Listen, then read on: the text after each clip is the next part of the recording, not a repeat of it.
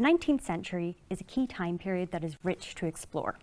At this time, ideas about what is normal began to arise during the Industrial Revolution, and words such as norm, average, and abnormal became part of everyday language, and this informed how disabled people were viewed and treated. Through exploring fluctuations of visibility, such as partial visibility, hypervisibility, and invisibility, it is possible to approach texts such as periodicals, letters, and diaries to explore the lived experience of disabled people.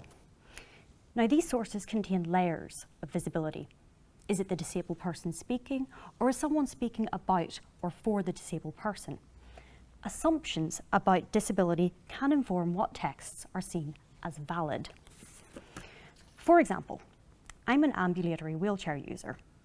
When I choose to stand up, does this make my disability any less valid? Now, this is the key question because when we go in to archives, this can influence what texts are there and can influence a person's perception of disability when someone stands up and when they sit down in their wheelchair. As my slide shows, what one person can perceive can differ from person to person, and this does influence the texts that I find and that are accessible within archives across the country.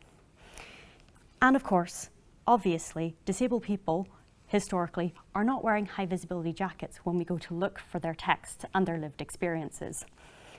Even when the personal writings of a disabled person are found, their lived experience can sometimes be erased. Florence Nightingale described herself as an incurable invalid, and she said that she was entirely a prisoner of her bed, except for periodical migration when overwhelmed with business. For her, there's no conflict between being disabled and working as a nurse. But there is a conflict in how her story is told and taught.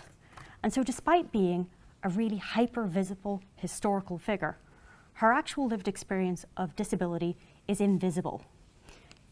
Working with and exploring these fluctuating conditions of visibility is the core foundation of my research. When almost 1 in 5 people are disabled, it is vital to ensure that disabled lives historically are made visible. And through ensuring well-rounded historical figures in the general public, perhaps we can challenge some of the social stigmas that disabled people face today.